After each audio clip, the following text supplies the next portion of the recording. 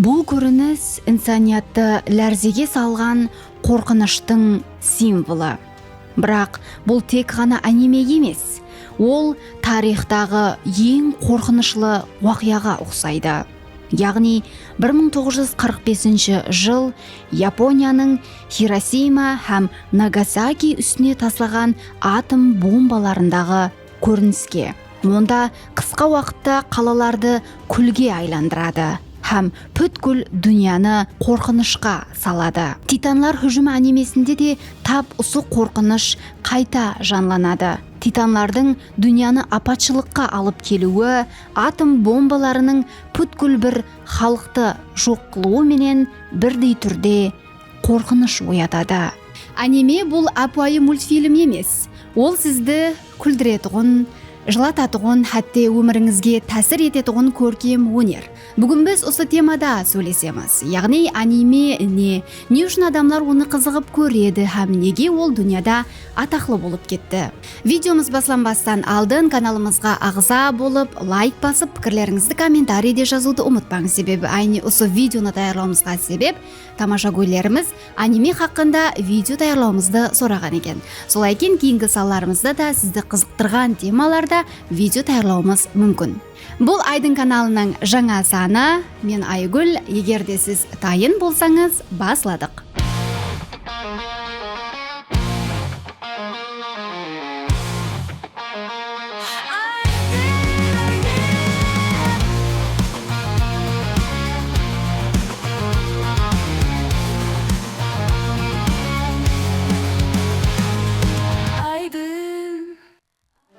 Қазір жолда кетіп бара тұрғаныңызда, таксиде, үйде, ямаса жұмыс уақытында дем алып отырғаныңызда аниме көру дәстүрге айланған. Бірақ оны көріп отырған адамлардың көпшілігі оның тарихы һәм басқа да айрым тәрбиелері хақында білмейді. Соның үшін қазір бұған толық тоқталып өтеміз. Британиялы ілімпазлардың өткерген зерттеулеріне қарағанда, қазір әр 5 адамнан кемінде 2-і аниме көреді. Хақиқатында да анименің бұншелі тез тарқалуы таң қаларлық.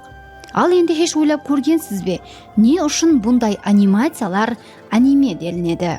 Аниме сөзі японша һәм бұл тикарнан инглиз тіліндегі анимейшнның японша варианты. Біз бұны анимация деп атаймыз. Анименің ватаны Япония. Сондай оның келіп шығуы болса 20-ші ғасырге барып тақалады. Сол уақытта апайы реңлердің жәрдемінде японлардың милли дәстүріне тән болған, әзіргіге ұқсас анимелер жаратылған. Бірақ та анимені кім және қашан ойлап тапқаны хақында анық мағлұматлар жоқ. Соның үшінде біз оны, яғни анимені япон халқының ойлап табылуы деп айтсақ болады. Японлар өздерінің милли анимесін жаратуда батыстан кіріп келген мультфильмлерден ilhamlanған һәм олардан айрым тәрбиелерін алған жағдайда анимациялық фильмлер ізлеген. Тарихтағы бірінші анименің анық қайсы жылда жаратылғаны хақында кіші тартыстар бар. Айрымлар оны 1907 жылы жаратылған деп айтады. Сол аниме сызықлары тек қана 3 секунд давам еткен.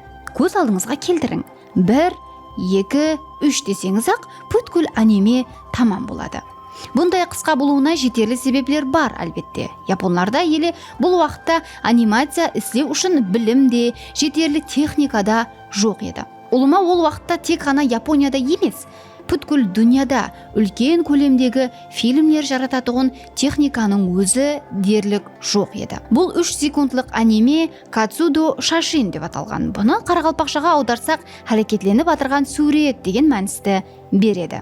Неге бұл суретті бірінші аниме емес демейді? Себебі апуайы һәм жүда қысқа суретлер ізбе-ізлігі аниме деп аталатұғын дәрежеде жетік болмаған. Бірақ саррас 10 жылдан кейін қазір расми түрде бірінші аниме деп аталатұғын фильм жаратылады. Намакура Гатана деп аталған бұл аниме Япон һәм батыс анимациясының микс варианты есептелінеді. 1920 жылдан кейін дөретушілер анимеге қатаңырақ ітібар бере бастайды. Яғни сырт елден бұл үшін техникалар алып келінеді. Хәттегі бұл анимелер менен ақштың мультфильмлері менен бәсекелесуді де ойлай бастайды. Bundan keyingi дәуір аниме үшіншіде ахметлі болды. Себебі екінші дүния жүзілік ұрыста Япония ұрысқа тікелей қатынасқанлығы себеплі ұрысты үгіт насихатлайтын анимелер де ислеп шығарыла баслайды. Енді Япон үкіметі де анимеден пропаганда һәм мемлекет пікірін өзгерту жолында пайдаланады. Қызығы сонда Японияның жоғарыдағы басшылары да пропаганда анимелері үшін бюджеттен тәуір-ақ пұл ажыратады. 1943 жылы әйне екінші жаһан ұрысы хәуж алып атырған уақытта тарихтағы бірінші толық метражлы аниме ізленеді. Момотаро атлы бұл аниме японлардың ұрыстағы милли рухын арттыру үшін жаратылады. Екінші жер жүзілік ұрыстағы жеңілістен кейін анименің келешегі белгісіз еді. Бірақ біраз уақыттан кейін японлар аниме бойынша бір қарарға келеді. Енді фильмлерде үгіт насихатқа емес, көбірек ойын зауық һәм білімлендіруге байланысты темаларға ітібар беріледі. 1956 жылға келіп, Тойи атыменен бірінші үлкен аниме студиясына тикар салынады. Бұл аниме рауажлануы үшін кезектегі ахметлі қарар болады. Ең қызығы, японлар бұл студияны Диснейге бәсекелес сипатында ашқан. Кейін ала болса, бұл жұмыс қолынан келмейтұғынын түсінген дүрітушілер енді ешкімменен бәсекелеспестен тек қана анименің өзін рауажландыруға ітібар бере баслайды. Себебі жақында ғана шүлкеместірілген киностудия жаһан анимациялық кино индустриясында өзінің орнына ие болған Диснейді екінші орынға қалдыруы әлбетте күлгілі еді. Айтпақшы, Диснейдің қалай пайда болғаны, оның рауажлануы хақында видео таярлауымызды қалайсыз бе? Егер сізге қызық болса, комментарийге Дисней сөзін жазып қалдырың. 60 жылларға келіп анименің сериал көрінісіндегі дәсілепкі бөлімлері экран жүзін көреді. Astro Boy аниме тарихындағы бірінші сериал фильм есапланады. Бұнан кейінгі дәуірлерде аниме барған сайын жетілісіп барады. Һәм енді оны тек Японияда емес, ал Япониядан сыртта да көре баслайды. 90-шы жыллардың ақырына келіп, белгілі Покемон анимесі жаратылады. Бұл аниме индустрия үшін үлкен әумет келтіреді. Покемон анимесі осы атамадағы видео ойыннан ілхамланып жаратылған. Яғни негізінде Покемон аниме емес, ойын болған. Бұл аниме балалар үшін мөлшерленген. Япониялылардың айтуынша, Покемон анимесін көрген балаларда хайуанларға болған қызығушылық және де артады. Покемон 1997 жылы Pocket Monsters атыменен Tokyo TV телеканалында премьера етілген. Япониядағы әуметлі премьерадан кейін 1998 жылы ақш-та да сеанслар басланады. Покемонның бұндай үлкен нәтижеге ерісуі японларды таң қалдырады. Енді батыс анқырағы Европа тарапынан япон анимелеріне үлкен қызығушылық білдіре баслайды. Расми сөйлесулерден кейін болса, олар бірге ислеседі һәм европалылар енді япон анимелерін қымбат бағаларға сатып ала баслайды. Жақын жылдардан бастап болса, аниме индустриясы жоғары дәрежеде рауажлана баслайды. Үлкен компаниялар, әсіресе Netflix пенен бірге ислесуі болса, анимені жоғары дәрежеге алып шықты. Енді PlayStation видео ойынлары, Netflix фильмлері қатарында әзіргі әулет япон анимелерінде бақылайды. Нөлден баслап тек 100 жыл ішінде өз мәдениетін бұндай дәрежеге алып шығу тек ғана фантастика. Аниме көріп те бір нәрсе үйрену мүмкін бе? Әлбетте мүмкін. Аниме фильмлерін көрудің бірнеше плюслары бар. Гәп тек ғана дем алу үшін, ямаса бекаршылықтан аниме көріп уақыт өткеру хақында емес. Мәселен, сізге кітап оқу ұнамайды.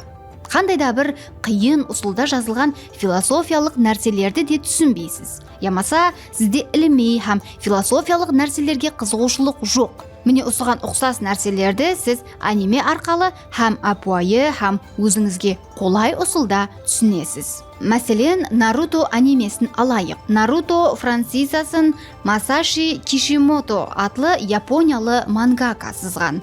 Бұл анимацияның бірінші маусымы 2002 жылдан 2007 жылға шекем. Екінші маусымы болса 2007 жылдан 2017 жылға шекем экранларда көрсетілген. Бас қаһарман Наруто Узумаки атлы бала болады. Ол жас һәм қызғушаң ниндзялардан бірі еді. Ол Коноха ауылында жасайды. Атраптағы ауылдарда дұшпанлар да, жауынгерлік кланлар да жүдә көп. Нарутоның мақсаты бәрхама бір. Ауылдың хагакесі болу. Хагаки бұл қандай да бір мәністе ауыл басқарушысы, хакімі десек те болады. Наруто бархулла қиыншылықтар, ямаса жеке тұрмыстағы мәселелерде шешім іздейді. Ол жалғызлықта өскен бала еді. Оны һәмме жек көрген себебі жасылығында оның ішіне 9 құйрықлы түлкінің мөрі салынған еді. Бұл афсаналы мақлуқ бір уақытлары Нарутолар ауылын вайран еткен. Сол себеплі көпшілік Нарутоны ұнатпайды. Бұл анимеде сіз мұхаббатты да, қиянетті, ямаса садықлықты да көресіз. Инсанның құрамалы сезімлерін японлар осы аниме арқалы жүді анық етіп түсіндірген. Көпшілік Хагаки боламан дегенде оған атрапындағы ешкім сенбейді, себебі бір күн келіп ол өз мақсатына еріседі. Бұндай процесслер сізге үлкен мақсатлерді қорықпай қою керектігін үйретеді. Фильм ішіндегі түрлі жоғалту, ямаса ұрыс сахналары тамаша көйді жылатады, кейде болса қуандырады. Қысқа етіп айтқанда, аниме уақытында сіз көп сезімге берілесіз. Наруто басқа har қандай анимелерден сюжеті һәм сценарийі менен ажыралып тұрады. Мәселен, Нарутодан тысқары және бір қаһарман Рок Лиді де еске алмау мүмкін емес. Онда басқа низняларға ұқсаған күш құдірет, ямаса чакралар болмаған. Ли тек дене тәрбиясы һәм жауынгерлік өнерлерге ітібар қаратады. Күшлі тәртіп арқалы һәммесіне нөлден ерседі. Ол чакра болмаса да ең күшлі низня болу үшін барын береді. Аниме давамында Рок Лиден сіз үлкен мотивация аласыз. Рок Ли бүткілі басқа әлем. Ондағы характер һәм басқа да тәріплері ықласпентлерде мотивацияның символына айланған. Премьерадан кейін Наруто көптеген кино сыйлықтарды қолға кіргізе бастады. Мысал үшін 2007 жылы Америка Anime Awards'та ең жақсы аниме номинациясын алған болса, 2013 жылы Tokyo Anime Awards'та жеңімпаз болды. Аниме бойынша гран-прилерде де Наруто бірнеше номинацияларға қойылған. Жұмақлап айтқанда, Наруто Япон анимесінде жаңа дәуірді баслап берді. Гап анимеден бір нәрсе үйрену хақында болса, көпшілік өлім дәптері анимесін ұсыныс етеді. Өлім дәптері сіздегі сын пікірлеу, я болмаса дұрыс һәм тез қабылдауды жақсылайды. Цугумо Оба тарапынан жаратылған бұл аниме сериаллары 2003 жылы манга көрінісінде ұсынылады. Айтпақшы, манга бұл япон комикслерінің атамасы. Комикс затоллар болса мангака делінеді. Әрбір аниме дүретілуінен алдын манга көрінісінде түрлі журнал, ямаса эскизлерде шығады. Кейін болса тайын аниме жағдайында келтіріледі. Темадан ұзақласпаған халда өлім дәптеріне қайтамыз. 2006 жылы өлім дәптері де аниме түрінде премьера етіледі. Фильм сюжетінде бас қаһарман Лайт һәм Эл болады. Бір күні Лайт мектептен қайтып келатырып, жолында әдеттегідей емес, қара дәптерге көзі түседі. Һәм сол дәптерге қалеген инсанның атын жазса, оны өлтіруге шексіз күшке ие болады. Лайт ізбе-із жинаятшылардың атын дәптерге жазу арқалы өзі жасап отырған аймақты қауіпсіз һәм тыныш орынға айландырмақшы болады. Оның бұл істерін тоқтату үшін болса, Эл оған қарсы шығады. Қаһарманлар арасындағы күрес бақылаушыларға көп нәрсе хақында ескертеді. Мәселен, инсан қолынан һәмме нәрсе келетұғын болса да, бархулла әділдік һәм ақыл менен іс етуге шақырады. Әр қандай жағдайда да өзін өзі қадағалау ең ахметлі нәрсе екенлігі айтылады. Улыма шексіз құдіретке ұмтылу инсанның өзіне зиян келтіріп қоюы мүмкіндігін де түсіну мүмкін. Улыма алғанда бұл аниме хақында жүді көп айту мүмкін, бірақ спойлер қылу ниетім жоқ. Егер өлім дәптері анимесін көрмеген болсаңыз, оны көруді ұсыныс етемін. Жоғарыда мен айтып өткен анимелер сізге психологиялық жақтан жәрдем беруі мүмкін. Сондай-ақ аниме көріп, сіз креативлігіңізді арттыруыңыз, ямаса жаңадан жаңа идеялар алуыңыз мүмкін. Мәселен, дүнияға белгілі болған миллиардер Илон Маск өзінің интервьюларында анимені жақсы көретұғынын һәм әне аниме себеплі жаңа технологиялар үстінде істейтұғынын айтқан. Фильмлерде көрген технологияларды Маск реал тұрмысқа көшіреді. Бұны анимеден копи-паст қылу деп те айтуы мүмкін. Аниме көріп, бәлкім сізде жақсы идеяларды алып тұрмыста сынап көрерсіз. Ал енді анименің несі жаман дейтұғынлар жақынырақ келің. Жоғарыда тек қана анименің ұнамлы тәреплері, оның жылдар давамында рауажлану басқышлары һәм тарихы хақында қысқаша болса да тоқтап өттім. Әр нәрсенің плюс һәм минус тәреплері бар. Соның ішінде анименің де. Бірақ қазір айтатұғын мағлұматларым анимені жүдә жақсы көретұғын ықласпентлерге ұнамайтұғыны анық. Бірақ бәрібір бұл минуслар хақында біліп қойған жақсы. Анименің инсан психологиясына бірінші тәсірлерінен бірі бұл характерде агрессияның артуы екен. Бұл менің пікірім емес. 2020 жылы Journal of Aggression басылымында басып шығарылған зерттеу нәтижесінде сондай жазылған. Зерттеу өткерген қанегелердің айтуынша, жауынгерлік һәм агрессияға бай анимелерді тамаша ету адамда тап сондай мінез құлық қалыптасуына алып келеді. Мысал үшін Акира ямаса Ninja Scroll анимелерін көргенсіз бе? Осыған ұқсас анимелер инсан харекетлерін жүдә ашушақ етіп қоюы айтылмақта. Соның үшін да тез ашу келетұғыларға бұл анимелерді көруді ұсыныс етпейміз. Енді және бір зерттеу хақында сөйлесейік. Медиа психологиясы деген журналда бұндан 4 жыл алдын бір мақала басып шығарылады. Онда жазылуынша анимеге түсіп қалған адамлар күні-түні қашып жүреді. Сонда қызық. Кімнен қашады? Неден қашады? Зерттеуде жазылуынша көплеген аниме тамашагөйлері өзлерін ұнамсыз сезімлерден ямаса тұрмыстағы машқалалардан шалғыту үшін аниме көреді. Машқалалардан қашу, сыртқы дүниядан ажыралу, жүдә дәрежеде интровертке айлану һәм депрессия. Бұл анимеге берілгенлер арасында жүді көп ұшырасатұғын жағдайлар деп тарифленеді. Аниме жанр сыпатында жүді жақсы, бірақ психологиялық жағдайыңызды бар ғолла қадағалауда ұслап тұруыңыз керек. Бұны қадағалау үшін аниме дүрітушілері жас бойынша шекілеулер қояды. Бұл шекілеулер жүді ахметлі, яғни әрбір фильм белгілі бір жас категориясындағылар үшін мөлшерленген болады. Жауынгерлік, романтикалық, триллер һәм басқа да көплеген жанрлардың өз жас категориясы бар. Балалар үшін да арнаулы анимелер ислеп шығылған.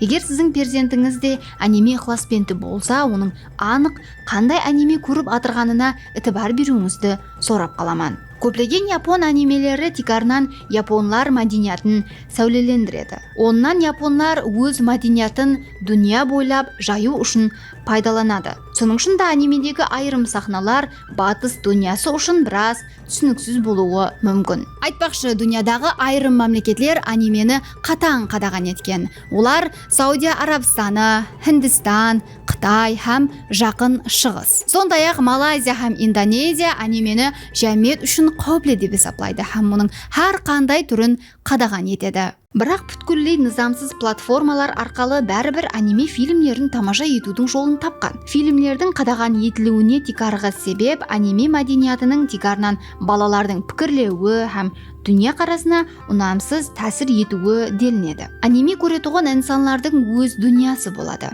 Қандай да бір басқаша әлем. Ойлауы да, тұрмыс тәрізі де, олыма басқаша. Бұндай тұрмыста жасайтұғынларды бір мәдениет бірлестіріп тұрады. Бұл жәмиет гик мәдениеті деп аталады. Гик мәдениеті кең шеңбердегі қызығушылықлар, сүйікілі істер, технология һәм поп мәдениет ықласпентлерін бірлестіреді. Аниме көретұғынлар да әйне ұсылар қатарына кіреді. Гиклер бүткілі басқа дүния, апуайы адамлар басқа дүния. Бос уақытыңыздағы қандай да бір хоббиіңізді сізді осы гиклерге ұқсатуы мүмкін. Қандай да бір әдеттегі емес суретлер, фильмлер, ямаса музыкалар гик мәдениетін дүнияға тарқалуын тәмелемекте. 20-шы ғасырдың басларында гик мәдениеті әсте ақырын рауажлана баслады. Тап пойыз релисіне түсіп алғанындай, гиклер де өз мәдениетларын жаюда тезлесті. Енді олар өздері жасап атырған әлем хақында дерлік ойламай қойды. Түсіну қиын болған кітаплар, ешкімге жақпайтұғын музыка, адамларға ерсі көрінетұғын комикслар һәм аниме. Бұлардың әммесі гиклер тұрмысының бір бөлігін құрайды. Сіз де аниме көресіз бе? Құтлықлаймын, онда сіз де гиклерденсіз. Видео хақында пікіріңізді жазып кетуді ұмытпаң. Бізде аниме қадаған етілмеген, оны қалеген гаджетте, қалеген жерде тамаша етуіңіз мүмкін. Бірақ әзірге шекем дерлік аниме фильмлері телевизорда көрсетілмейді. Мүмкін бізде анимеге талап телевидение дәрежесінде үлкен емес шығар. Бірақ қазір күннен күнге аниме ықласпентлері өзімізде де көбейіп бармақта. Менімше қызықлы һәм дүнияға белгілі, ұнамсыз тәсірі болмаған анимелерді көрсеңіз, шеп болмас еді. Себебі инсаниялық қаншелі ахметлі екенін көрсетіп беретұғын анимелер жүда көп. Аниме тамаша көйлер үшін япон мәдениеті менен өзара көпір вазипасын атқарады. Бұл арқалы олар япон үрп-әдетлері, фольклоры, мифологиясы һәм образлары менен танысады. Өзі японлар түрлі ұсулардан пайдаланған жағдайда өз мәдениетларын жүда шеберлікпенен көрсеткен. Аниме, дзюдо, сумо, сакура терегі, кимоно һәм басқалар японлар имиджі үшін үлкен плюс болған. Біз өмірде жығыламыз, күресеміз, арман етеміз, ал бұл анимелер болса өмірімізде қаһарман болу үшін орнымыздан қайта тұру керектігін түсіндіреді. Құласы сондай гәплер. Бүгінгі видеомыз арқылы аниме хақында біраз болса да мағлұматқа ие болдыңыз деп ойлаймын. Сізге қайсы анимелер ұнайды? Пікірлеріңізді комментарийде жазып қалдырың. Айдын каналының жаңа санында көріскенше.